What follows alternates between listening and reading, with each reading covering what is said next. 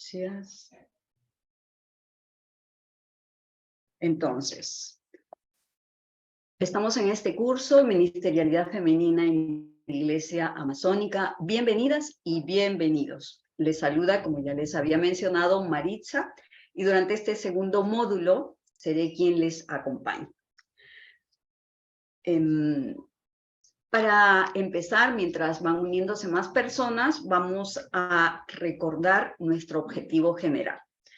Como pueden observar en la imagen, hemos subrayado estas frases, ¿no? Proceso de formación. ¿Para qué es este proceso de formación? Pues para profundizar la reflexión del llamado que tenemos como iglesia en la Amazonía. Todos y todas quienes hemos hecho oído a esta invitación de seguir este curso, estamos llamados a esto, ¿no? A profundizar, a reflexionar sobre la ministerialidad de la mujer en la iglesia y con énfasis en la Amazonía. ¿Y para qué todo eso? Pues también para responder a esta invitación que el Papa Francisco y todos los pueblos nos hacen, el llamado a una conversión integral. Entonces, como les decía, el día de hoy damos inicio al módulo 2, que tiene por título Raíces teológicas y bíblicas desde la perspectiva femenina. Mi nombre es Maritza Flores Milla, soy peruana, misionera laica, brindando servicio en el Vicariato de Sucumbíos en la Amazonía ecuatoriana. Una breve presentación. Nuestro módulo va a contar con 7 charlas, todas de ellas con un valioso contenido. Las 3 primeras charlas tendrán lugar en el mes de febrero, y de la 4ª charla hasta la 7ª, pues se desarrollarán en el mes de marzo. Como pueden observar, las 2 primeras charlas tienen el mismo título, es debido a su envergadura. El tema es bastante amplio, y entonces en un principio se verán los conceptos fundamentales, como dice ahí. Para el día de hoy desarrollaremos esto, y para el siguiente jueves serán valorizar, apropiarnos de las categorías usadas por la teología feminista. A continuación, tenemos un bloque que hemos denominado Espiritualidad de la Mujer. El primer tema de este bloque será la mujer amazónica y la ecología. A continuación tendremos, como ustedes pueden ver, la 4ª charla, Espiritualidad de la mujer amazónica. En la 5ª charla, Signos y símbolos de la espiritualidad de la mujer amazónica. Seguiremos con la espiritualidad y liderazgo de las mujeres en la Biblia, semejanzas y diferencias, y finalizaremos, con las semejanzas y diferencias entre la espiritualidad de la mujer amazónica y la espiritualidad bíblica. Entonces,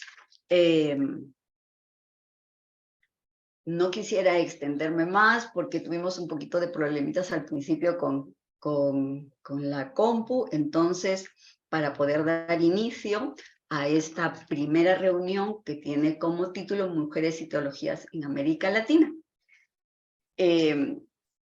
Entonces, nuestra ponente, facilitadora, maestra, creo que su nombre por sí solo, Olga Consuelo Vélez Caro, es su mejor carta de presentación. Y, sin embargo, no podemos dejar de omitir pues todos los trabajos y todo lo que ella es, ¿no? Ella es de origen colombiano, es doctora en Teología de la Pontificia Universidad Católica de Río de Janeiro, ha sido profesora titular e investigadora en la Pontificia Universidad Javeriana durante muchos años, y actualmente es profesora e investigadora de la Fundación Universitaria San Alfonso, y profesora invitada en muchas universidades, tanto en Colombia como fuera de ella, y por supuesto hoy día nos está acompañando, está siendo muy solidaria también con la Iglesia ecuatoriana. Autora de varios libros y numerosos artículos, cofundadora de la Asociación Colombiana de Teólogas, y pues eso y muchas cosas más que creo que estas líneas quedan cortas. Entonces, darle a Consuelo Vélez las gracias por estar aquí, el tiempo que nos va a dedicar, y nada, yo creo que podemos empezar porque es mucho lo que ella tiene por compartirnos. Consuelo, el tiempo es tuyo, el espacio es tuyo. Bueno, muchas gracias, Marisa, muchas gracias a todos y todas. Pues una alegría estar aquí también compartiendo con ustedes. Yo quería hacer una presentación, no sé si puedo, pues es una presentación muy sencilla de PowerPoint, pero creo que no tengo la presentación. Yo no sé si me puedes habilitar o... ¿Está habilitada, Consuelo? Sí, ya acabo de habilitarla, sí. Ah, tal vez sí. Sí, ahora sí. Gracias. Bueno, es muy sencilla la presentación, pero como para que nos acompañe. Un momento, a ver si mi computadora responde, porque no sé si lo están viendo. Ahora sí, sí, sí. Sí, se ve. Vale. Bueno, voy a intentar ponerla en modo presentación, a ver si se ve mejor.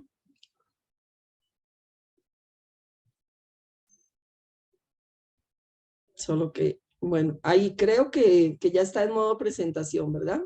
Así es, así es. Bueno, cualquier cosa, por favor, me interrumpen si ustedes ven que hace falta preguntar algo, porque como aquí queda uno sin ver nada, solamente la propia diapositivas, pues de pronto alguien quiere decir algo, entonces por favor habla así directamente. Bueno, como ya Marisa, muchas gracias por tu presentación, un poquito exagerada, como si yo fuera muy famosa, pero no es así, pero por lo menos sí con muchas ganas de colaborar en la vida de la iglesia, desde la teología, que pues es el campo en el que me he movido siempre, y yo quería empezar haciendo un recuerdo de Marta, la hermana de Lázaro, que en el, como, o sea, quiero recordar este texto como a modo de oración para ponernos como en la presencia del Señor. Pero ¿por qué cogí esta figura de Marta? Porque en el Evangelio de Juan, cuando es en el capítulo 11, cuando Lázaro ha muerto, no voy a leer todo el pasaje porque creo que todos lo conocemos, solo voy a leer un poquito, entonces dice así: cuando Marta supo que había venido Jesús, le salió al encuentro mientras María permanecía en casa. Dijo Marta a Jesús: Señor, si hubieras estado aquí, no habría muerto mi hermano. Pero aún ahora yo sé que cuanto pidas a Dios, Dios te lo concederá.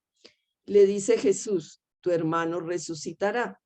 Y le respondió Marta: ya sé que resucitará en la resurrección el último día. Jesús le respondió: yo soy la resurrección. El que cree en mí, aunque muera, vivirá. Y todo el que vive y cree en mí no morirá para siempre. ¿Crees esto? Y le dice Marta: sí, Señor, yo creo que tú eres el Cristo, el Hijo de Dios, el que iba a venir al mundo. Yo traje como para iniciar este encuentro y como modo de oración, esta confesión de fe de Marta. Casi siempre conocemos la confesión de fe de Pedro. ¿Quién dicen ustedes que soy yo? Y Pedro responde: tú eres el Mesías, el Hijo de Dios vivo. Ese es el texto que casi siempre conocemos, pero poco se hace énfasis en este texto de Marta. ¿Crees esto? Sí, Señor, yo creo que tú eres el Cristo, el Hijo de Dios, el que iba a venir. Esto es una confesión de fe hecha por una mujer.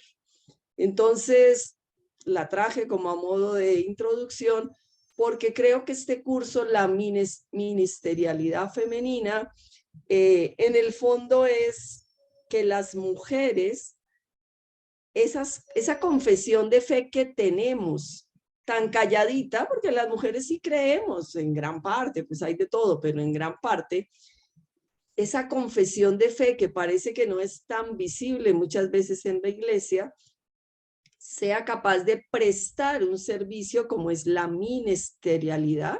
Es un servicio establecido en la iglesia. Entonces, que seamos capaces de levantar esta voz, de tener esta acción reconocida, porque acción tenemos, pero reconocida por la iglesia. Marta hizo esa confesión de fe y sin embargo casi no la hemos reconocido. Hoy en día eso se está reconociendo gracias a esta teología hecha por mujeres. ¿Y qué es la teología? precisamente es esta reflexión crítica sobre las confesiones de fe que tenemos. La teología es preguntarnos y dar razón de por qué creemos, cómo creemos, de qué manera creemos. Bueno, en América Latina tenemos esa reflexión hecha por mujeres y es lo que quería compartir en este espacio. Que entonces Marta, esta mujer que hizo una confesión de fe en igualdad de condiciones que la confesión de Pedro, ilumine nuestra vida de fe y nuestras confesiones de fe, que ojalá se hagan explícitas y logremos a vivir ministerialidades diferentes según los servicios que cada persona quiere prestar y que la iglesia nos pide, pero que sea mucho más explícito y mucho más comprometido. Entonces, esta teología que hemos hecho en el continente era de lo que quería hablar un poquito. Pero antes de hablar de eso, pues quería remitirme a estos textos del Papa Francisco, que yo creo que ya lo conocemos, es del Evangelii Gaudium. No voy a leerlo todo porque pues hay que avanzar y el reloj corre mucho, pero solamente quiero recordar que el Papa, cuando empezó su pontificado, en su primera exhortación, entonces él dice: la Iglesia reconoce el indispensable aporte de la mujer en la sociedad, pues por las características que la mujer tiene, reconoce que las mujeres comparten responsabilidades pastorales junto con muchos sacerdotes, dice, brindan nuevos aportes a la reflexión teológica. Sí, en América Latina y bueno, pues en Europa, lógico, y en África y en Asia, ya hay muchas mujeres que hacemos teología y que brindamos estos aportes a la reflexión teológica. Pero, dice el Papa, todavía es necesario ampliar los espacios para una presencia femenina más incisiva en la Iglesia. Esto lo dijo el Papa al inicio de su pontificado. Es algo que sigue repitiendo. No es fácil para él cambiar las estructuras de la Iglesia para que se abran más espacios para la presencia de las mujeres, pero de todas maneras, pues en esa lucha estamos, y yo creo que un curso como este es tomar conciencia de que nuestra presencia como mujeres y los aportes que hacemos dejen de estar a la sombra, porque siempre hemos estado por ahí rondando, y salgan a la luz. Que de verdad podamos tener esa presencia más incisiva y lo que, como acaba la cita al final, formar parte de aquellos lugares donde se toman las decisiones importantes, tanto en la iglesia como en la sociedad. Claro que alguien puede pensar, no, pero a mí no me interesa tomar decisiones porque yo quiero servir en silencio. Bueno, eso es lo que vamos a ver, cómo la teología nos hace caer en cuenta que claro, hay que hacer un servicio gratuito, hay tanta vida entregada que no es necesario que salga a la luz, como la del fariseo que quiere que todo salga a la luz. Pero eso no quita que ese servicio tiene que ser más claro, más reconocido, que como seres humanos también necesitamos explicitar aquello que hacemos y por lo tanto también aprender a tomar decisiones, que muchas veces es tan difícil, ser responsables de las decisiones que tomamos y estar allí donde se toman las decisiones. En el otro número de esa misma exhortación, Evangelii Gaudium, en el 104, el Papa reconoce que es legítimo que las mujeres reivindiquemos nuestros derechos que se nos han negado, y por eso el varón y mujer muchas veces no parece que tuviéramos la misma dignidad, porque a veces no se nos dan las mismas oportunidades que a los varones, y él reconoce que estas preguntas, esta realidad sobre la situación de la mujer no se pueden eludir superficialmente. O sea, hay personas que dicen, ay, bueno, ya, yo colaboro en la iglesia, a mí no me vengan aquí como con más líos de que por qué no somos más importantes, de que por qué no participamos. No, ya con lo que yo hago, eso es lo que yo le quiero entregar a Dios. Maravilloso, llegarás al cielo, está muy bien. Pero no, son preguntas que uno se tiene que cuestionar. ¿Cómo hacemos para que, y ahí acaba la cita, pastores y teólogos y cristianos en general, sigamos buscando cómo hacer que la presencia de la mujer sea reconocida, no solo en la sociedad, donde tal vez ya tenemos más conciencia de que hay que estar reconocidas y con nuestros derechos, sino también en la iglesia? Bueno, todo esto es lo que ha intentado hacer la teología feminista latinoamericana. Luego voy a aclarar el término feminista, porque aquí estamos siempre como con esa tensión, ¿feminista o femenina? Pero bueno, luego lo voy a aclarar. Por lo pronto, digamos que el quehacer teológico que han hecho muchas de las mujeres en América Latina, el nombre como genérico es teología feminista latinoamericana. Esta teología es una teología contextual. Contextual quiere decir que parte de la realidad, porque parte de las experiencias vividas por las mujeres. Esta teología critica la sociedad patriarcal y todo lo que se desprende de esa sociedad. Parte del sufrimiento de las mujeres, causado muchas veces por ese sistema patriarcal y pues por otras causas, pero que han mantenido a la mujer en esta situación de mayor opresión o mayor sufrimiento.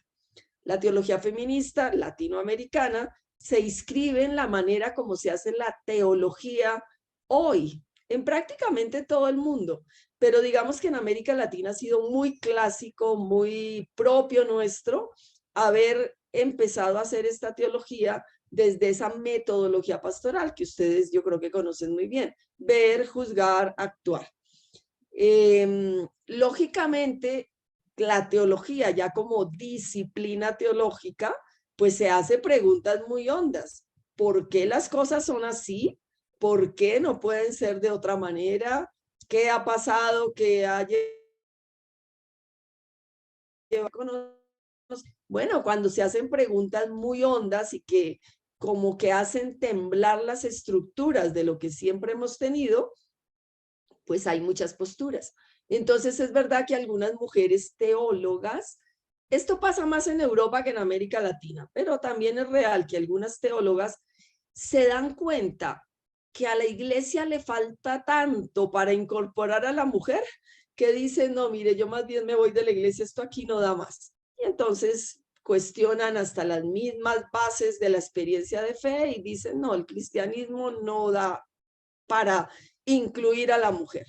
Pero también hay la mayoría de teólogas en América Latina y muchas del mundo entero, no, realmente su papel teológico es verdad que nos hemos desviado, es verdad que durante muchos siglos se hicieron interpretaciones muy sesgadas sobre la mujer, es verdad que la participación se nos ha negado en muchos espacios, pero eso no es de la esencia de la experiencia cristiana. Eso es de las desviaciones que hemos vivido a lo largo de la historia. Por tanto, no vamos a abandonar el barco, o sea, no vamos a abandonar la iglesia, sino que queremos dentro de ella realizar esa nueva hermenéutica que nos permita descubrir lo esencial del cristianismo y a la luz de eso poder recuperar esta presencia mucho más proactiva de la mujer. Entonces nos situamos en esta teología latinoamericana de esta segunda opción, o sea, que no es que dejemos a la iglesia, sino que desde el corazón de la iglesia queremos reflexionar sobre la situación de las mujeres. En América Latina, a nivel histórico, cronológico, si se puede llamar así, en un primer momento se da como una teología de la mujer, o sea, se reflexiona sobre la mujer. O, y aquí viene la primera palabra, sobre lo femenino, sobre la feminidad. Miren que este es el término que todavía utiliza la iglesia cuando habla de genio femenino, y el Papa en esas citas que antes pues no las leí todas, pero si ustedes las leyeron o ya las conocen, el Papa dice, es que la mujer tiene que aportar el genio femenino. Cuando el Papa dice genio femenino, está diciendo feminidad. Pero cuando decimos feminidad, eso hay que trabajarlo un poquito más, no porque las mujeres no seamos femeninas, pero la pregunta es, cuando decimos la palabra femenino, ¿qué estamos entendiendo detrás de esa palabra? Y cuando decimos genio femenino, ¿qué estamos entendiendo? Bueno, la teología en un primer momento se sitúa en ese contexto, simplemente queriendo valorar esta feminidad. Pero luego, cronológicamente, si se puede llamar así, se dan como algunos pasos de más profundización teológica. Entonces, a partir de un momento se empieza a llamar teología feminista y dentro de esa teología feminista se empieza a usar la categoría analítica de género. Esto lo vamos a ver ahorita con un poquito más de detenimiento. Por supuesto que aunque cronológicamente se ha dado como ese avance, si se puede llamar así, en la vida no toda la gente camina al mismo ritmo. Entonces, hay muchas teólogas que trabajan ese primer nivel de teología, otras que trabajan el segundo, otras que ya incorporan la categoría género y entonces digamos que están en el tercero. ¿Cuál es mejor o peor? Son diferentes énfasis. Posiblemente hay que seguir avanzando e incorporando más cosas. Entonces uno diría, ojalá que todas fuéramos caminando un poquito como al mismo ritmo, si se puede llamar así. Pero no quita que en la reflexión teológica, como en cualquier otra reflexión, hay idas y vueltas y hay personas que le dan énfasis a una cosa y otras que le dan énfasis a otras. Entonces lo cronológico a veces se superpone en la realidad. Entonces, en el presente, pues hay teologías de lo femenino, feministas, con uso de categoría género y conviven todas estas teologías. Pero de todas maneras, si lo ponemos a nivel cronológico, podríamos decir que más o menos en América Latina, en la década de los 70, miren que esta teología no es tan joven. Ya tiene muchos años de empezar su camino. Ya somos muchas teólogas. Sin embargo, precisamente porque todavía falta tanto la participación de la mujer, nuestras producciones teológicas no se estudian no se estudian totalmente en las facultades de teología. Entonces, como que tanta gente no nos conoce. No se enseñan en las parroquias. Entonces tanta gente no nos conoce. Entonces para mucha gente es desconocido que haya una teología feminista latinoamericana que ya desde los 70 ya empezaba bastante en boga y ya empezaba a caminar en esta reflexión teológica. En los años 70, rápidamente para recordar, ustedes saben que es todo el tiempo de los partidos de izquierda, la teología de la liberación, surgimiento de la teología de la liberación, de las comunidades eclesiales de base. La pregunta que nos hacemos o cómo empieza esa teología hecha por mujeres como a germinar. Bueno, pues es la pregunta sobre la conciencia, sobre la realidad de las mujeres. Realmente en esa década de los 70, la teología hecha por mujeres es una teología de la liberación, donde se reconoce que la mujer es oprimida y es doblemente oprimida por su condición sexual, o sea, por ser mujer, y por la pobreza que viven tantas mujeres en el continente. En ese momento no hay ningún interés por hablar con el feminismo. El feminismo es algo de Europa que como que no tiene nada que decirnos a nosotras. Entonces, esa primera teología es esa que decíamos antes, teología de la mujer o teología de lo femenino o teología de la feminidad. Pero esa teología fue haciendo ya fue dando muchos frutos. Y el primer fruto que podemos rescatar es que se empieza a poner en relieve las mujeres que hay en la Biblia. Parece como obvio y de pronto alguna de ustedes, depende su formación, depende de las oportunidades que ha tenido, piensa, pues ya como que conoce muchas mujeres de la Biblia, pero eso es una cosa de ahora y es fruto de ese trabajo que se empezó a gestar desde la década de los 70. Porque, por ejemplo, cuando yo estudié el catecismo, bien pequeñita, a uno solo le hablaban de Eva la pecadora, de Sara que se ríe, o sea, un poco irrespetuosa, cuando le dicen que va a quedar embarazada, porque no se lo cree. De la mujer de Lot, porque se convierte en estatua de sal, por curiosa. Bueno, y de María de Nazaret, pero bueno, que ya es la Virgen subida a los altares, que es pues la obediente a Dios. pero uno no conoce tantas mujeres, uno no sabe, uno no habla de ellas como profetisas, como apóstolas, como diácona, Febe diácona o diácono de la iglesia. No, uno no sabe, no le enseñaban a uno eso. Entonces, ¿cuál es como el primer trabajo de las teólogas que trabajan esta teología de la mujer?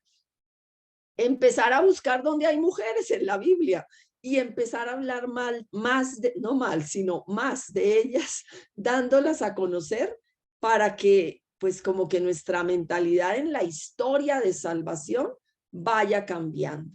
Siempre hablamos de los patriarcas. Gracias a ese trabajo bíblico, hoy en día ya empezamos a hablar de las matriarcas.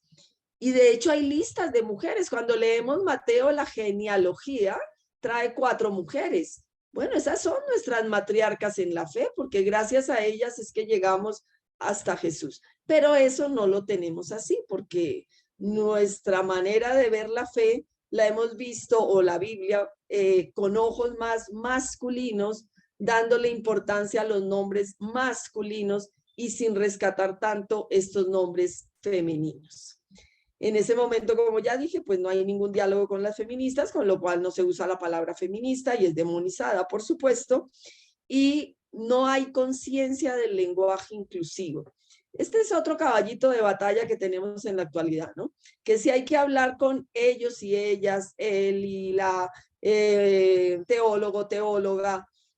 Bueno, cada día se hace más claro que sí, hay que hablar así, pero nos está costando mucho, hay muchas resistencias. Bueno, en la década de los 70 ni se preguntaban si había que hablar en femenino, no entraba en las preguntas del contexto. Pero viene la década de los 80, es tiempo en que caen las dictaduras, persecución a los teólogos de la liberación, pero se incorporan cada vez más mujeres al quehacer teológico. Al incorporarse más mujeres al quehacer teológico, entonces ya hay como una pregunta, una nueva pregunta. Ya no solamente es recuperemos las mujeres que hay en la Biblia, los nombres de mujeres de la Biblia, saquémoslos a la luz, estudiémoslas, nombrémoslas, sino que se empieza a hablar de la dimensión femenina de Dios. Y aunque fue con Juan Pablo I, que murió al mes, si ustedes recuerdan, pero lo que más se recuerda de él es que él dijo en un momento dado, Dios es padre y madre. Aunque él dijo eso, pues ya en otro momento, un poquito más hacia acá. Previo a eso, ya las mujeres teólogas en América Latina empezaron a rescatar esa dimensión femenina de Dios. Dios es verdad que es padre, ese padre del hijo pródigo, pero Dios es esa madre que como una mujer busca la moneda perdida. Si ustedes se dan cuenta, esas 3 parábolas de misericordia, el buen pastor, el hijo pródigo y la mujer que pierde la moneda, casi siempre predicamos el buen pastor, o los padres nos predican, los sacerdotes, el buen pastor y el hijo pródigo. Y casi el de la mujer no le damos importancia. Se nos olvida, sí, sabemos que existe de pronto, pero ese casi no se trabaja. Bueno, pues cuando Jesús dijo, Dios es como un buen pastor, es como un padre misericordioso, es como una mujer que busca la moneda. Luego Dios es también esta ave que bajo sus alas cuida a sus polluelos, o sea, como una madre. Conclusión, que el trabajo de esta teología de los años 80, más o menos, de esa década, es descubrir esa dimensión femenina de Dios, es explicitarla mucho más, y ahí es cuando entonces el lenguaje inclusivo empieza como a ser más pertinente, porque entonces ya empezamos a aplicarle a Dios palabras femeninas. Y bueno, se revaloriza también todas esas otras dimensiones asignadas a las mujeres, lo cotidiano, el servicio, la disponibilidad, el sacrificio, que a veces hay que discernir bien, porque el sacrificio por sufrimiento no tiene ningún sentido. Sacrificio por amor en el sentido que se asume el dolor que se vive es diferente, pero no que uno se sacrifica ahí como por un castigo, como porque Dios parece que nos pide sacrificios. En fin, eso es otra realidad a trabajar un poquito. En esa década se empieza a dar más tolerancia frente al término feminismo, o sea, ya empieza a ver como que se empieza a prestar atención a los movimientos feministas y se empiezan a preguntar las teólogas, bueno, ¿será que sí nos pueden aportar algo? ¿Y nosotras les podemos aportar algo a ellas? Bueno, empieza por lo menos la inquietud de que en la vida no todo es excluyente, que tenemos que llegar mucho más a los diálogos para enriquecernos mutuamente. Bueno, de la década de los 90 hasta nuestros días, pues ha corrido mucha agua bajo el puente, como podemos decir. La situación ha cambiado, sabemos que el neoliberalismo se impuso totalmente. Hoy en día estamos volviendo como a unos gobiernos que les llamamos progresistas, muy criticados, muy perseguidos, pero también objetivamente que han dado otras condiciones, que han ayudado, en fin, eso es un diálogo. Hoy yo hablaba con un estudiante ecuatoriano, justamente, y bueno, ahí están todas las visiones, ¿no? Frente a lo que ustedes acaban de vivir los de Ecuador, con lo del presidente Lazo, que el referéndum, que no sé qué. Bueno, son estas idas y vueltas de la política, pero lo que es cierto es que pues hay como unos modelos políticos, ¿no? Modelo más neoliberal, y modelos que quieren ser más sociales, con fallas de lado y lado, pero también con cosas positivas. Lo que es cierto es que nuestra América Latina va cambiando, que de todas formas se sigue buscando cómo superar esta exclusión social y esta pobreza, pero ahora lo hacemos también con otras preocupaciones, fortalecimiento de la conciencia indígena, de la diversidad cultural, de la realidad afro, y últimamente, que es justo lo que ustedes como iniciaron ahorita con esa canción de la interconexión, todos estamos interconectados, pero también sobre todo con la creación, que era lo que parece que habíamos dejado de lado, como que el mundo era pues para servirnos de él, pero no habíamos reflexionado suficientemente que es para estar en comunión con él, para relacionarnos con él, para cuidar esa casa común. Pues hoy en día hay todas estas otras realidades.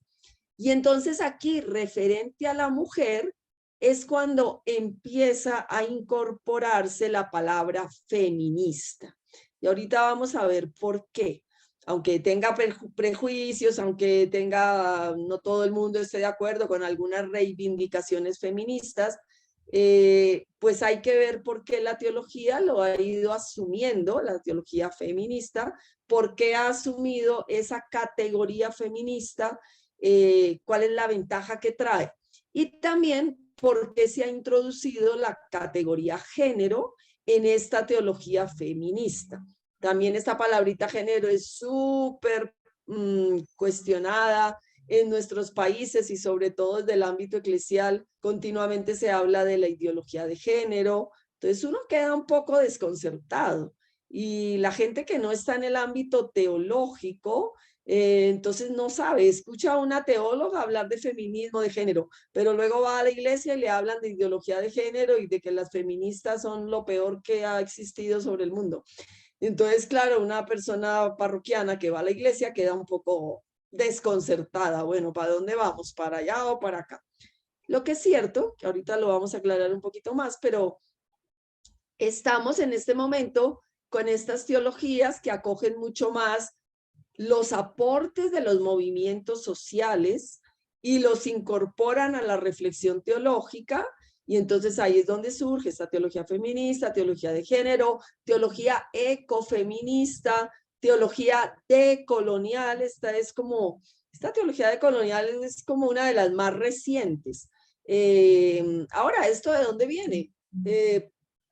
Porque en las diferentes disciplinas, en la sociología, en la antropología, etcétera, se va introduciendo estas categorías, la categoría decolonial. O sea, es preguntarnos, no tenemos una mentalidad demasiado colonizada por el europeo, por el blanco, por el pensamiento clasista, el pensamiento racista, y hemos caído en cuenta que sí, que nuestra mentalidad es bastante colonizada por unos estereotipos de ser persona, de vivir en la sociedad. Entonces, bueno, pues por eso la teología ahora se está llamando decolonial.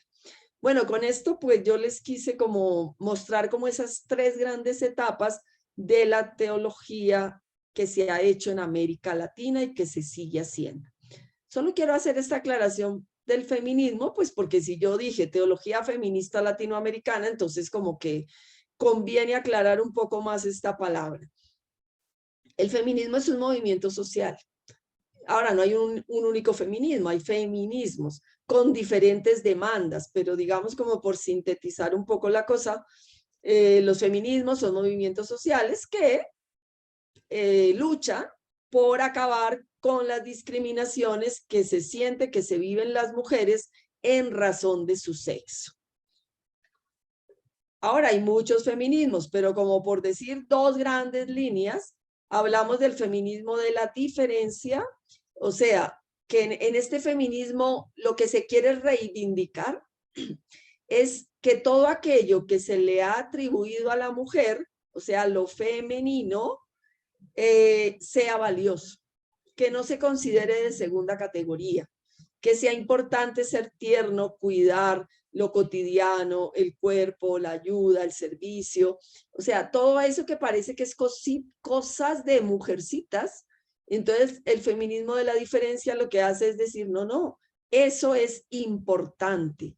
Un quehacer teológico necesita pasarse por la ternura, por el cuidado, por la cotidianidad, o sea, esas categorías no son de segunda categoría, sino que son importantes para la vida de fe, para la vida de la mujer y del varón, para la vida de la iglesia. Entonces, feminismo de la diferencia reivindica como esa esencia femenina en el sentido de decir lo que se nos ha atribuido a las mujeres, eso es valioso.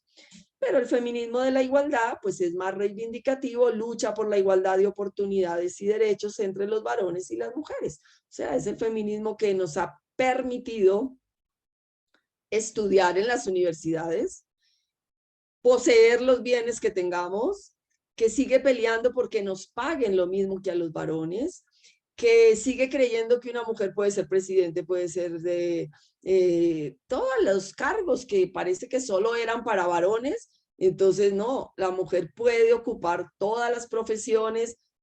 ¿Lo va a hacer mejor que el varón? No, lo va a hacer, cada uno lo va a hacer según la dedicación que le haga, pero sí puede ser. Entonces, es este feminismo, pues, un poco más reivindicativo. Aquí viene la partecita que ahí es donde estamos en esa tensión difícil, porque claro, algunas feministas pues apoyan el aborto, entonces ahí viene la pregunta dentro de la iglesia, bueno, sí, no, ¿por qué tal? Y algunas feministas hacen alguna exageración de ir a una iglesia y pintar la puerta de la iglesia o de romper un crucifijo, o sea, signos, como cualquier movimiento, todos los movimientos hacen signos que se salen como de lo que debería ser, pero ese signo es como para llamar tanto la atención, a ver si por fin ponen atención a lo que se está pidiendo. Bueno, uno puede estar en desacuerdo con estas realidades, pero la pregunta es, el que haya estas cosas con las que uno no está de acuerdo, ¿le quita validez al movimiento feminista? Y entonces la respuesta es no. Y por eso la teología hecha por mujeres en América Latina, una gran vertiente de esta teología se llama teología feminista, porque de alguna forma el feminismo es el que nos permite reclamar derechos y pedir que estemos en los niveles de decisión. Si no hubiera existido el movimiento feminista, las mujeres no podríamos estar en muchos lugares, como ya lo dije. Entonces, por eso la teología ya no se opone al feminismo, sino que asume de él lo mejor que tiene, y es luchar por la igualdad de dignidad y de oportunidades para las mujeres al mismo nivel que los varones. Ahora, el feminismo como movimiento tiene una teoría. Entonces, ¿cuáles son las categorías con las que se hace la teología feminista? Pues una de estas teorías es la teoría feminista, que no me voy a detener aquí mucho porque eso ya lo acabé de explicar de alguna manera, o sea, es esta conciencia de que ya se teoriza o se explicita, ¿no? Es que las mujeres tienen la igual dignidad que los varones, las mujeres tienen estos recursos. El movimiento feminista, antes de ser este que conocemos como que primero fue sufragista, pidiendo el voto para las mujeres, pero esto ya tiene antecedentes, pues sobre todo en Europa, donde algunos autores, y no solo mujeres, algunos varones, en el siglo XVII, por ejemplo, Paulin de la Barre, escribe tres textos diciendo que, ¿cómo así? Las mujeres no son inferiores. Luego Rousseau es al contrario, Rousseau es el que escribe sobre la feminidad, y entonces él dice que las mujeres tenemos que ser femeninas, pero cuando él dice que tenemos que ser femeninas, lo que está diciendo es que no necesitamos estudiar, que tenemos que estar en la casa sirviendo al marido, cocinando, barriendo, trapeando, o sea, siendo muy femeninas, pero en la casa. A la postura de Rousseau, que de todas maneras ha tenido tanta influencia, porque hasta el día de hoy, cuando pensamos en femenino, es que la mujer sea aquella mujer de la casa, bien guardadita, que no vaya a decir una mala palabra, que no se vaya a colocar la falda demasiado alta, que ojalá use falda y no pantalón. O sea, tenemos un montón de estereotipos asociados a la feminidad, y eso nos viene de Rousseau, siglo XVIII. Todavía lo tenemos en boga, todavía eso existe. Algunos grupos protestantes, pero no está lejos que los católicos también seamos así en algunos contextos, le pide a las mujeres que vayan a la iglesia con faldita, ¿no? Y una faldita larguita y así, de color oscuro, para que sean femeninas. Bueno, en fin. Pero miren, hubo muchos, en el siglo XIX hay todas estas luchas como contra esa feminidad malentendida. En el siglo XX se da todo esto del sufragio femenino. Si no hubiera habido feministas, no podíamos nosotros votar en las urnas. Entonces, como que hay que hacer una conversión para no ver en el feminismo al diablo, sino para discernir lo positivo que nos ha traído el feminismo y acogerlo, y discernir si en algunas demandas no estamos de acuerdo y cuestionarlas. Simone de Beauvoir escribió un libro, El segundo sexo. Es que ese es el problema, que las mujeres hemos sido el segundo sexo. Y no sé si en Ecuador se usa, pero aquí pues, creo que sí, en todas partes. Detrás de un gran hombre hay una gran mujer. La pregunta es, ¿por qué detrás? ¿Por qué no al mismo nivel? Y bueno, hoy en día hay por ahí películas y todo en donde la que escribía era la mujer o la que pintaba y el que aparecía era el esposo. Y bueno, en alguna película que ya no me acuerdo ahorita, pero entonces ella reivindica sus derechos, pero casi ni le creen, porque no, pues el marido, ¿cómo va a ser ella la autora de algo si el hombre es el que seguro fue? Bueno, en fin. En fin, todo esto siglo XX. Y con todo esto, pues lo que quiero decir es eso, que el feminismo es un movimiento, por supuesto, pero también es una teoría que nos ha hecho entender la diferencia entre una feminidad que nos reduce a ser mujeres del espacio privado a una feminidad feminista, o sea, que pide sus derechos, los exige porque Dios los quiso, nos creó en igualdad de dignidad que los varones. Bueno, dentro de este feminismo y dentro de la teoría feminista, pues también está la categoría género. La categoría género lo que ayuda es como a seguir entendiendo que aquellas características que se nos han asignado a las mujeres y las que se les han asignado a los varones, pues son más culturales que naturales. Entonces, todas las mujeres, como ya lo dije antes, no somos tiernas. No todas son intuitivas. No todas son cuidadosas. No todas saben ser buenas mamás. No todas son calladitas, prudentes, etc. Pero tampoco los varones, no todos son fuertes, inteligentes, capaces de hacer grandes proyectos. No, mujeres y varones somos capaces de 1000 cosas, las hacemos bien, las hacemos mal, pero como ya lo dije desde el principio, intercambiamos todas esos roles que se nos han asignado a cada género y que nos han limitado, porque ese es el problema, ¿no? Claro que cada persona tiene algunos roles asignados, porque la vida nos lleva a eso. El que es profesor tiene un rol, el que es mamá tiene un rol, el que es papá tiene un rol. Pero la cosa es cuando esos roles nos limitan y nos impiden ser personas plenas.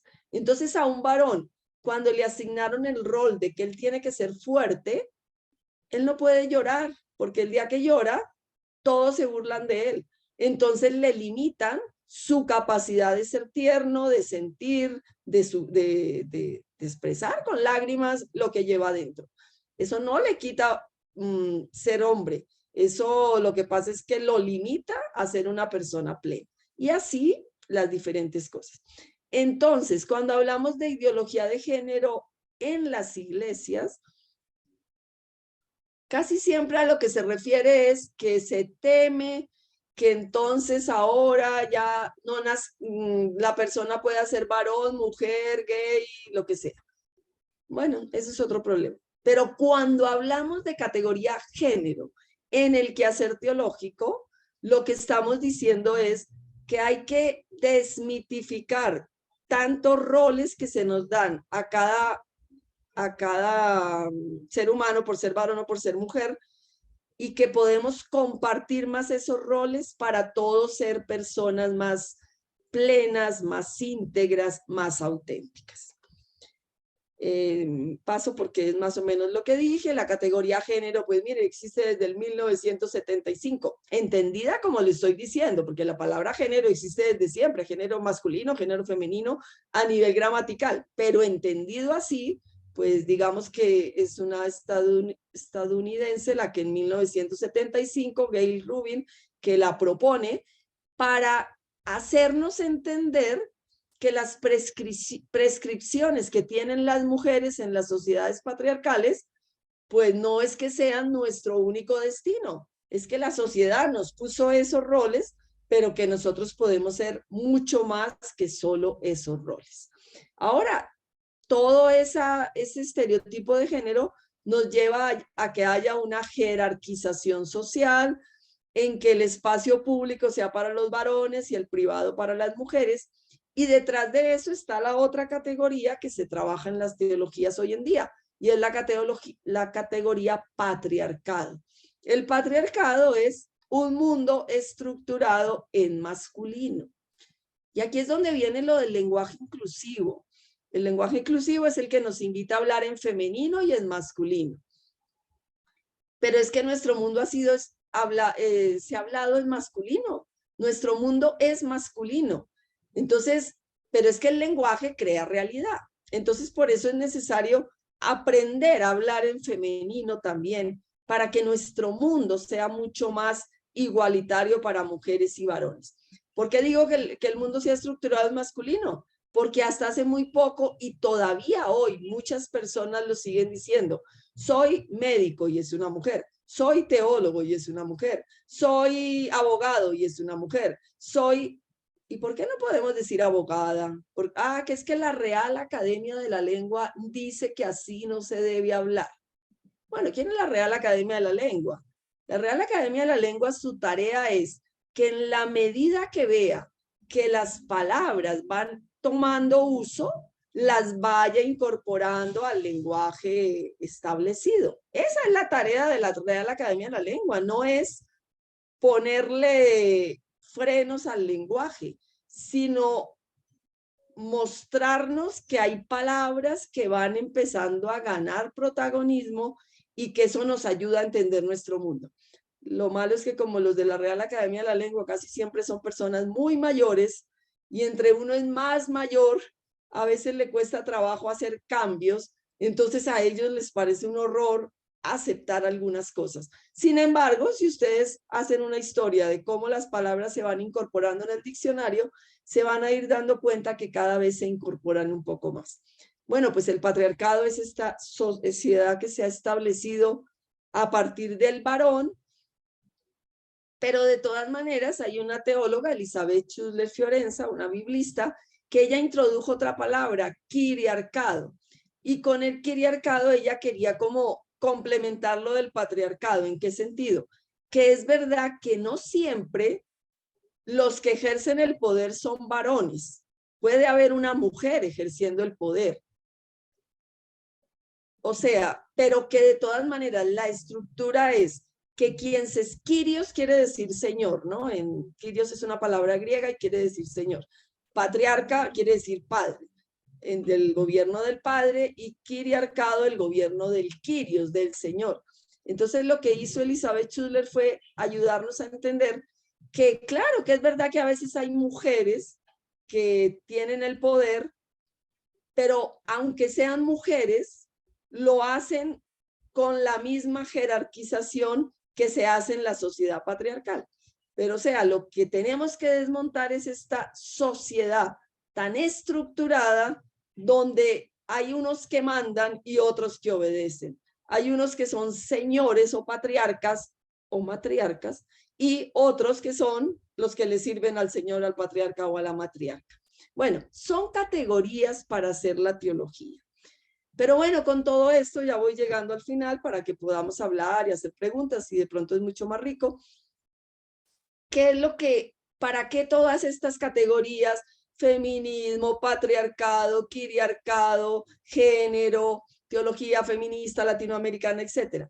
¿Para qué nos han servido en esta reflexión teológica? Y la reflexión teológica es muy importante, porque aunque ustedes no estudien teología, o si estudien, cada uno sabe, lo que ustedes aprenden de los padres o de los catequistas o de lo que sea, tiene detrás una teología. Y por lo que se vive, eso que se vive hace cambiar la teología. Es como ese círculo hermenéutico.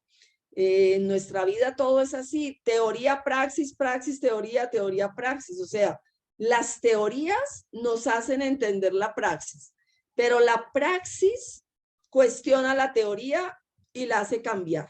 Y bueno, así nos vamos moviendo en el mundo. Este es el avance, esto es la manera como va creciendo nuestro pensamiento, nuestra comprensión del mundo, etcétera. Bueno, pues toda esta teoría feminista, de género, etcétera, ha ayudado a que la teología, al incorporar estas categorías, pueda presentar una teología que contribuya a hacer otra praxis eclesial. Y seguro que la praxis eclesial después va a seguir enriqueciendo la teología. Entonces, todo esto que dije antes, ¿para qué ha servido para la teología hecha por mujeres? Nos ha permitido o nos está permitiendo, porque es algo que todavía está en camino, que no todo el mundo conoce, que todavía no se enseña con toda la fuerza que podría enseñarse. Pero entonces, ¿qué ha permitido? Esa nueva mirada sobre las mujeres, sobre el texto bíblico, sobre Dios, es lo que acaba de decir, Dios Madre, sobre la sociedad, que no sea una sociedad patriarcal, sobre la cultura, y sobre la iglesia, que ahorita en qué estamos, en la sinodalidad.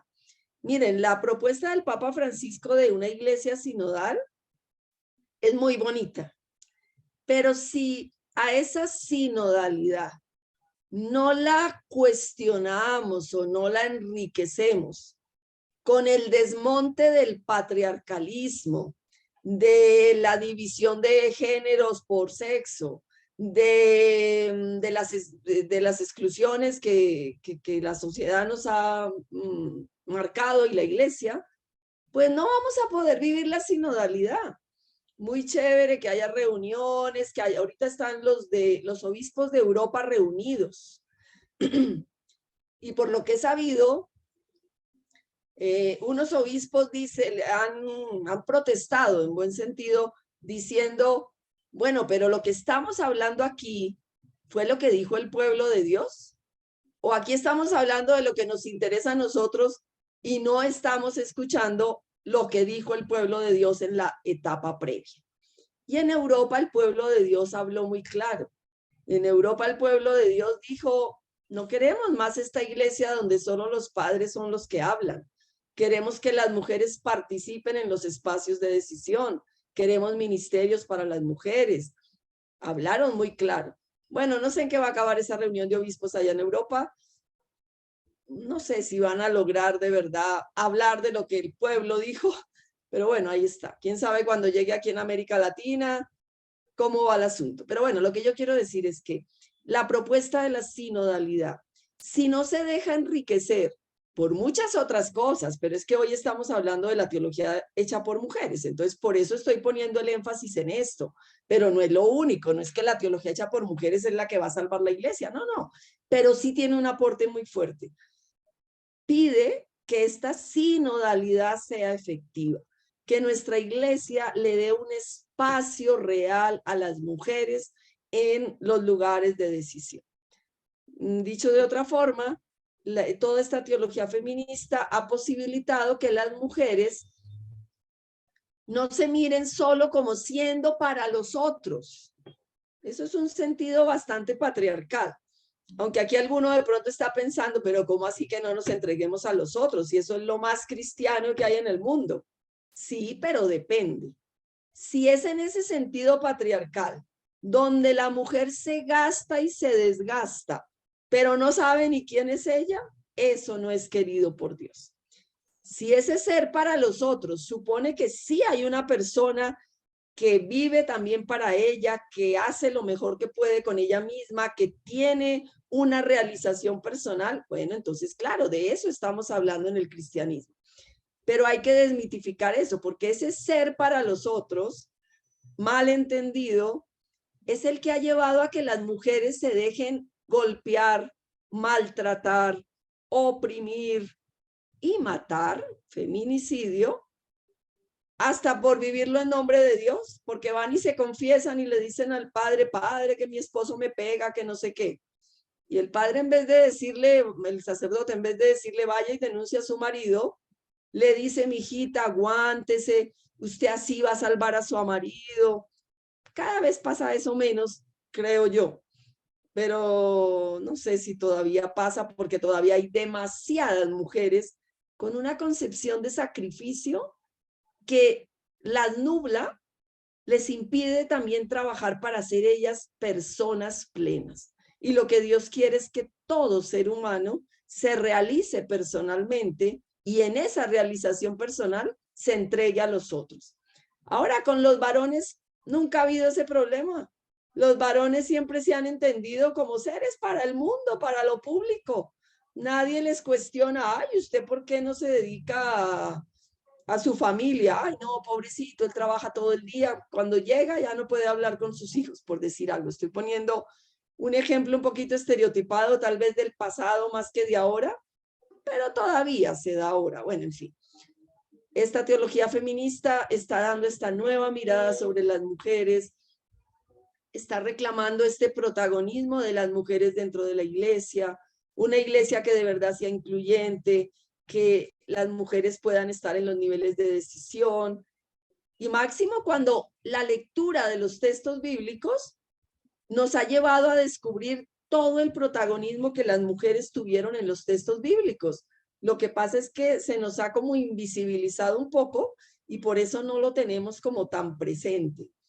Nos cuesta mucho trabajo, yo no sé qué pasa en Ecuador y tal vez en la realidad de ustedes no pasa, porque yo sé que digamos esta iglesia de la Amazonía, no sé si por la falta de presbíteros, estoy hablando desconociendo mucho, pero bueno, ustedes me perdonan si invento o exagero. Tal vez la iglesia de Amazonía tiene mucha más presencia de mujeres en ministerios, pues porque no hay tanto sacerdote. Pero aquí en las ciudades donde hay tanto sacerdote, hay una ministra de la comunión mujer y la gente no quiere recibir la comunión de manos de una mujer. Quiere recibirla es de manos de un sacerdote. ¿Nunca leyeron el pasaje de María Magdalena, donde Jesús le dice, vaya y dígale a mis hermanos que he resucitado? Primera anunciadora, primera predicadora, primera profeta, María Magdalena, una mujer. Pero claro, como esos textos no los hemos estudiado tanto o no nos hablan tanto de esa manera, solo vemos a Dios como en lo masculino, y cuando hay una mujer sirviendo como ministra de comunión, por decir algo, no, como que ahí Dios no está, como que no, ella no es tan digna de darnos la comunión. Es un ejemplo más de aquí, yo no sé si ustedes lo viven en alguna parte, pero bueno, es un ejemplo de aquí, de muchos lugares, pero yo no conozco la realidad de ustedes por dentro, entonces discúlpenme si yo invento un poco. Bueno, implica indagar sobre las profundas y complejas causas y los procesos históricos que originan la cosmovisión patriarcal del mundo, pero que también se ha vivido en las iglesias. Y lleva al cuestionamiento profundo del poder, vivido casi exclusivamente por el género masculino dentro de las iglesias. Bueno, con esto yo termino. Muchísimas gracias. Lo que quería como darles a conocer, si se puede llamar así, es que aunque de pronto ustedes no hayan oído hablar mucho de las teólogas, menos de la teología feminista, o sí, tal vez han oído hablar mucho, gracias a este trabajo teológico, cuando el Papa Francisco dice todavía no hay espacios suficientes para la mujer, pues eso es que gracias a estas teólogas que golpean, diciendo, oiga, esto aquí no está bien, entonces el pontificado por fin como que se deja tocar y dice, esto no está bien, aquí hay que hacer algunos cambios. No los está haciendo con la rapidez que nos gustaría, pero por lo menos los está explicitando, y esto da la oportunidad de que sigamos soñando con una iglesia donde las mujeres y los varones seamos esos discípulos y misioneros que decía la conferencia de Aparecida, si alguno recuerda, discípulos y misioneros de Jesucristo en igualdad de condiciones, varones y mujeres, y todos, presbíteros, laicos, vida religiosa, no hay ningún ministerio por encima del otro. El ministerio más importante es el del bautismo, todos somos bautizados, todos los ministerios para el servicio de la vida de la iglesia. Y la teología hecha por mujeres está contribuyendo a que las mujeres despertemos de una visión patriarcal, androcéntrica, quiriocéntrica, excluyente, oprimidas, sacrificada, que no queremos que, o sea, que no importa que nos reconozcan. No, la teología feminista dice, es de dignidad humana que se nos dé el valor que tenemos y se nos deje actuar en la iglesia con todos los dones que tenemos y todas las posibilidades de servicio que tenemos, pero que sean reconocidas en la iglesia como lo son los presbíteros en nuestra iglesia católica. Muchísimas gracias por escuchar y disculpen si me alargué un poquito. Consuelo, muchísimas gracias por esta presentación. Creo que ha sido, bueno, no sé, a mí me ha removido mucho. Gracias por este recorrido histórico que nos ha permitido reconocer, recordar o conocer todo este trabajo increíble de mujeres que se pusieron a reflexionar, que se cuestionaron y cuestionaron también su quehacer dentro de la iglesia. Creo que justamente este espacio, este curso tiene ese objetivo, ¿no? Que sea el espacio de reflexión, de formación, para poder de repente romper, ¿no? Romper con muchos estereotipos que tú nos has ido presentando a lo largo de tu presentación, de tu ponencia. Entonces, justamente como la idea es hacer un intercambio, enriquecernos mutuamente, pues invito a algunas personas, 3 personas de principio, que nos quieran aportar qué resonancias les ha generado todo esto que Consuelo nos ha compartido, ¿sí? Entonces tenemos, voy a apagar mi cámara porque comienzo para que vean cómo me afectó, cómo Tú me estás en movió, un mejor dicho. temblor, Dios mío. Sí. Entonces, vamos a darle la voz a Peggy, primero a Peggy, después a Elizabeth, ¿sí? Entonces, Peggy, por favor. Hola, feliz noche, espero que se escuche bien porque la conexión aquí está un poco falla. Desde Te escuchamos. Venezuela, me causa primero una excelente impresión eso de tomarnos en cuenta como mujeres, como ser pleno, como un ser que debe encontrarse y dejar de lado todas esas estereotipos de servicio a los demás, ¿no? cosas que han resonado en mí. Una es la visión de iglesia que tenemos. Desde una visión de poder, por supuesto que la estructura va a ser piramidal, jerárquica, donde arriba están los poderes que tradicionalmente ha sido la del hombre. Pero yo creo una iglesia que es servicio y que los ministerios es eso, el servicio al pueblo de Dios y que todos somos pueblo de Dios. Esa es una iglesia más circular donde todos aportamos desde lo que Dios, los dones que Dios nos ha puesto y todos somos valorados. Ese es, y que en la mesa redonda se sienta desde el obispo y todos los demás, todas las demás personas, no importa, porque todos somos consagrados para el servicio de Dios, así seamos laicos y laicas. Entonces, eso me hace pensar. Y lo último, me hace pensar mucho en no temer ser diferentes, no temer decir las cosas que pensamos que van mal, porque a veces nos podemos sentir como rebeldes, ¿no? Y en eso va al cuestionar estas situaciones de exclusión de la mujer en la iglesia sobre todo, y que bueno, lo hay en la sociedad, lo veo a veces en la familia. Entonces, para eso, que es rico estos espacios que tenemos que todas las mujeres para que se sientan ese ser pleno llamado por Dios al inicio a querer a ver que una iglesia diferente es posible, donde nosotros nuestra dignidad y nuestro aporte de nuestro ser mujer Peggy, y que podamos plantearse. parece que la conexión le falló, Peggy, creo que se nos ha ido, pero bueno, creo que no sé si deseas compartir algo sobre lo que Peggy ha ido expresando, Consuelo. No, decir que es muy importante lo que ella ha dicho, o sea, que no es que vayamos a caer en un egoísmo, pero es que si no tenemos una dignidad plena, no podemos servir con todas las características que tenemos, con todas las posibilidades. Y es lo que nos ha faltado, es esa mujer maltratada que le dice, no, usted aguántese por su marido. Es que ella no está haciéndose valorar y entonces eso no va a salvar al marido ni a ella, la va a llevar a que la mate seguramente algún día, pero hemos tenido esa concepción errada, entonces por eso es tan importante que no, ahorita hay un grupo que se llama Tras las huellas de Sofía, que está organizado por unas mexicanas, pero bueno, nos hemos ido incorporando otras teólogas, y para el 8 de marzo entonces tienen la pregunta, ¿qué es ser mujer? O sea, han lanzado esa pregunta así en la red, que la gente conteste lo que quiera, ¿no? Pero es bien importante hacerse esa pregunta, ¿qué es ser mujer? No lo que tú haces, servir al marido, servir a los hijos, servir a no sé quién, servir a la parroquia, servir a tal. Bueno, pero tú quién eres en definitiva. Desde eso que eres, luego servirás. Yo creo que esto es bien importante. Y lo que Peggy decía del modelo de iglesia, ¿no? Yo creo que en espacios como este, ustedes ya están luchando por un modelo de iglesia diferente. Pero nuestra iglesia universal todavía no es así.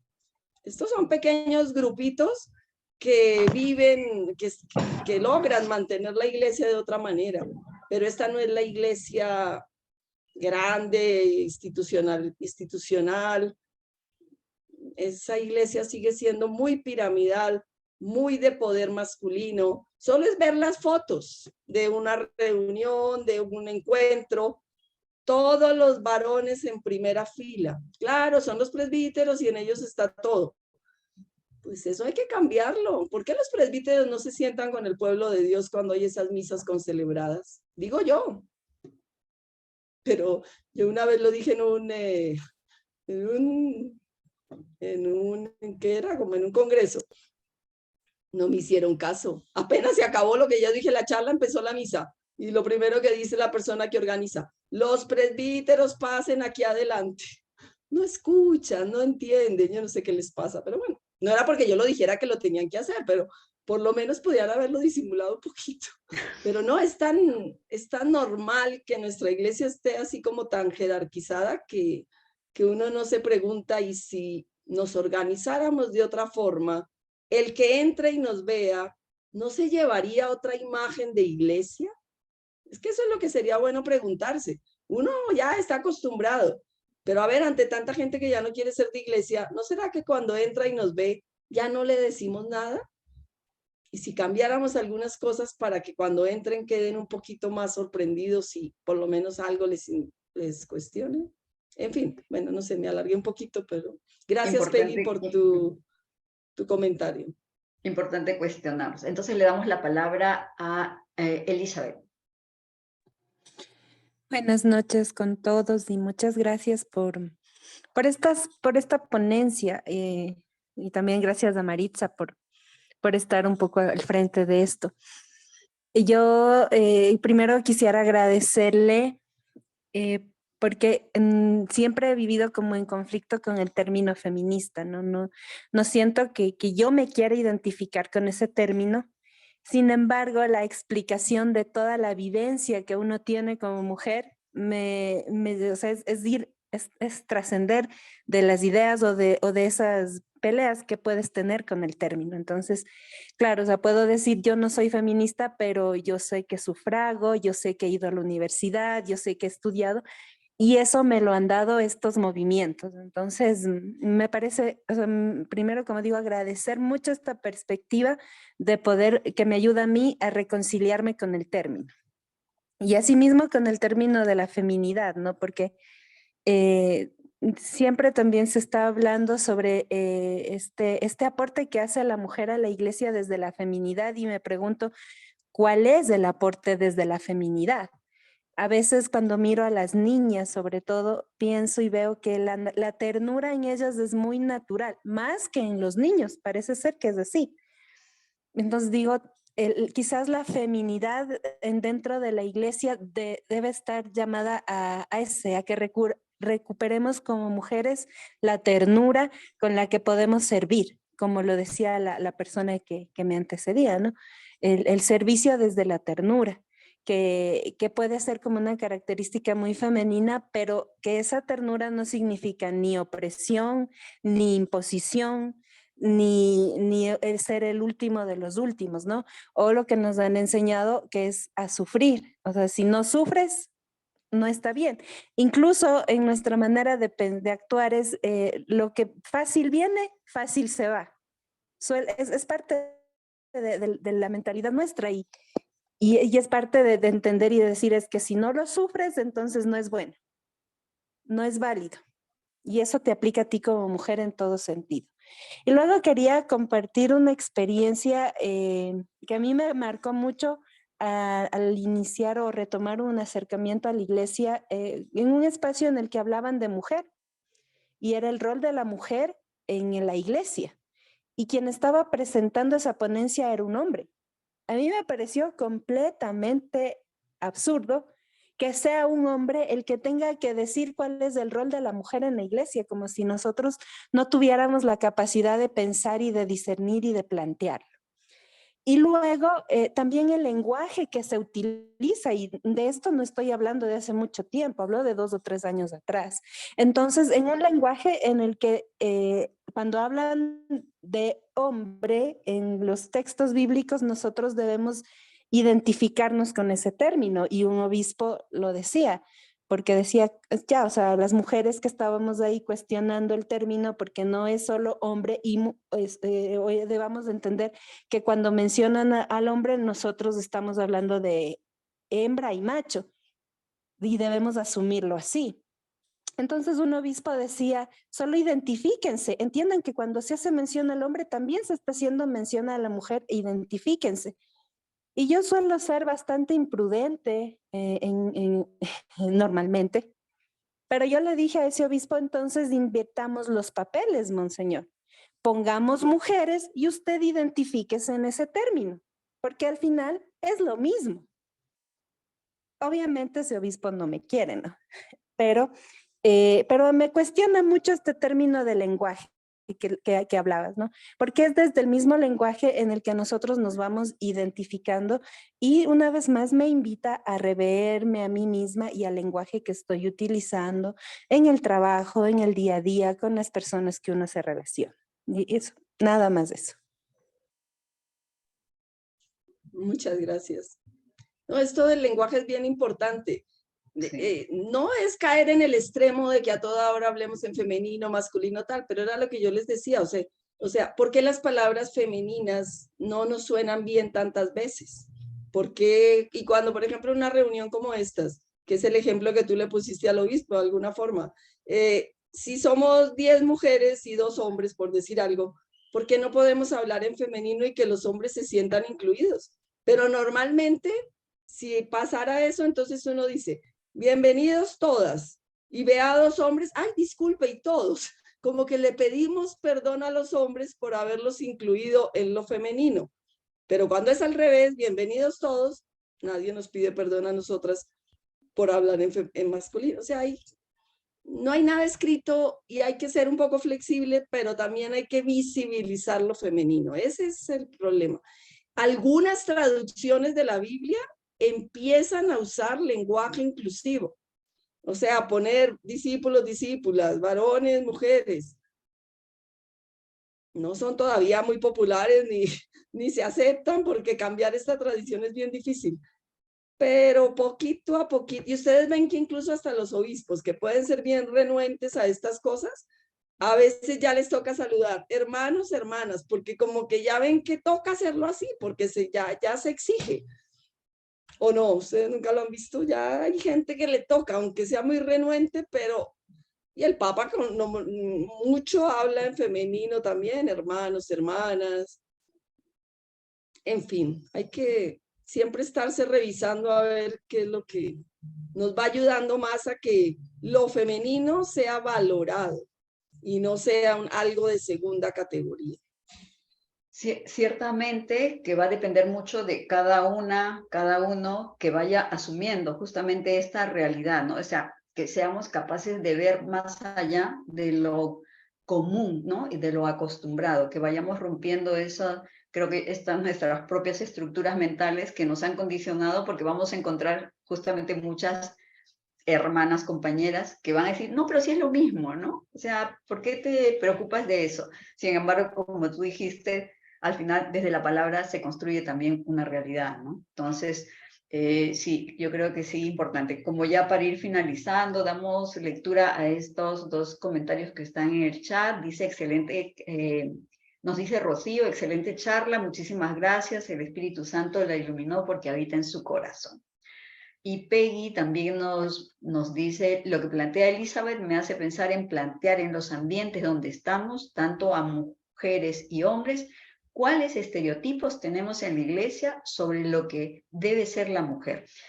Y ciertamente creo que eso que ya decía también, que ya compartías, Consuelo, cuando hay una ministra de la Eucaristía, las largas filas que hacen al sacerdote y en cambio la de ella siempre es pequeña, es más corta, y al final, ¿a quién valorizamos? ¿A la Eucaristía o a la persona? ¿No? Porque quien está esperándonos es Jesús Eucaristía.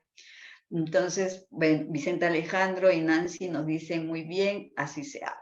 Entonces, una vez más, agradecerte, Consuelo, por todo esto que nos has vertido. Yo creo que muchas cosas todavía están resonando en nuestra mente y en nuestro corazón. Vamos a tener la oportunidad de seguir compartiendo contigo el próximo jueves, entonces invitadas todas a poder encontrarnos el próximo jueves. Seguramente si hay todavía resonancias del día de hoy, pues podremos tener un momento previo antes de que Consuelo empiece su charla para eso, ¿no? Seguir haciendo eco de todo lo que el día de hoy hemos recibido y nos ha compartido. Entonces, sin más que decir y esperando que todos hayan podido conectarse o subir sus tareas del módulo 1, nuevamente, insisto, darle muchas gracias a Consuelo por todo este espacio que nos has brindado. Entonces, seguimos contando contigo. Tu PowerPoint nos lo vas a facilitar, ¿cierto? Para subirlo a la plataforma y que nuevamente Sí. lo podamos revisar, y así como algunos materiales que también nos ha facilitado, ¿no? Una bibliografía. Entonces, si alguien nos vamos despidiendo, alguien desea hacer un saludo final, Vicenta, que siempre está ahí presente, y Peggy, bueno, a todas muchísimas gracias por su participación, ¿sí? Entonces, Carlitos, ¿alguna información final? Hola, hola.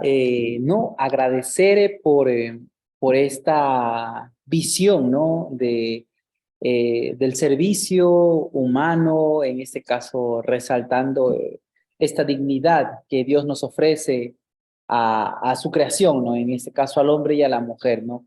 Y gracias porque también tomas siempre como referencia todo lo que es el magisterio, ¿no? La vida eclesial y el Papa Francisco. O sea, no estamos conversando, proponiendo algo que no está dentro de la iglesia.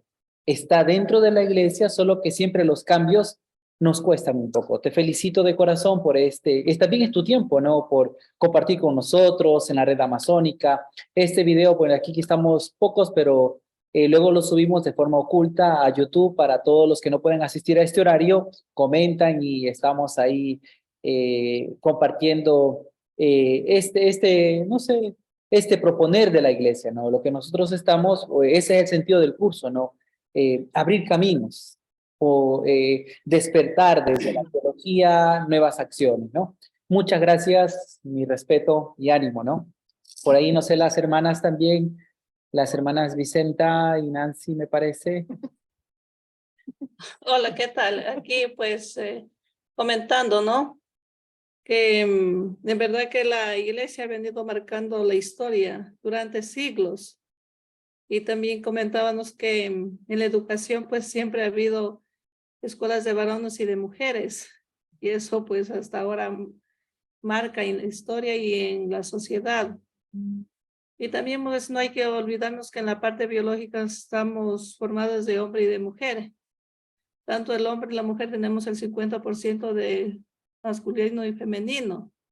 Y lamentablemente, pues nos olvidamos de formar al hombre también en la parte femenina, de hacerlos más tiernos, de hacerlos cariñosos. Entonces, es bastante la cultura y educación que pesa, el machismo. Y lamentablemente, el primer persona machista es la madre.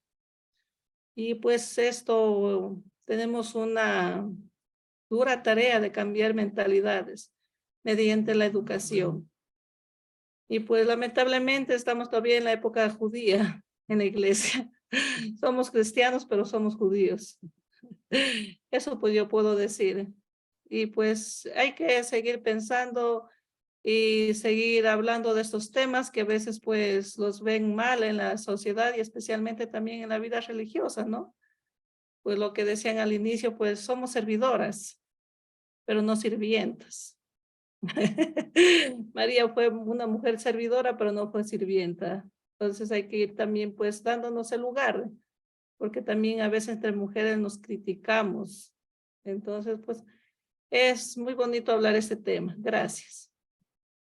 Bueno, pues yo también agradecer y felicitar pues a Elizabeth por este planteamiento que realmente pues recoge todo lo que es pues más que todo un tema que se ha hecho cultural, digo yo así, porque dentro de nuestra esencia pues Dios nos lo ha hecho las cosas muy buenas. Cuando creó dijo que todo lo que había creado era muy bueno y lo dice claramente, creó hombre y mujer. Entonces esa dignidad y esa igualdad de condición pues es la que siempre como mujeres pues estamos llamadas a reivindicar y más que todo pues poner ese sentido del sueño y lo que quiso Dios. Y desde allí pues como también decía no podemos caer en los extremos, sino más bien pues eso, devolvernos ese sitial y desde ahí también pues devolverle ese rostro femenino de la iglesia, porque también pues es muy importante si nosotros nos ponemos a ver el evangelio, pues como decía la vez pasada, está teñido de esta maternidad, de también pues ver la figura de Dios como padre, madre. Es hermoso porque a veces pues le hemos puesto demasiado el acento en la parte masculina y descuidando pues esa parte femenina que es tan hermosa y tan importante y que nos debemos complementar y desde ahí pues hacer posible lo que también la iglesia, perdón, la mujer tiene tanto que aportar dentro de la iglesia en todo sentido. Entonces ya pues como decía Nancy, una cosa es ser servidoras y otra cosa pues eso, vernos como sirvientes o detrás o siempre al margen, ¿no? es pues eso. Más que todo, como digo, pues de nosotros depende. De nosotros depende en todos los lugares y en todos los donde nos encontramos, pues también ir cambiando pues esta parte cultural que no es fácil, no lo va a hacer, pero si no damos el paso y siempre estamos ahí diciendo y no lo hacemos, pues siempre va a seguir igual. Eso. Entonces, sin más, sí, porque creo que ya hemos sobrepasado el tiempo, nos vamos despidiendo, agradecerles que este Dios Padre y Madre nos siga acompañando, nos anime mucho y que nos encontremos el próximo jueves, ¿sí? Bendiciones para todas. Hasta luego, Y muchas gracias. Ya Muchas nos vemos. felicidades. gracias el otro también. jueves. Todas. Gracias por Vale, todo. Dios bendiga. chao. Chao, chao.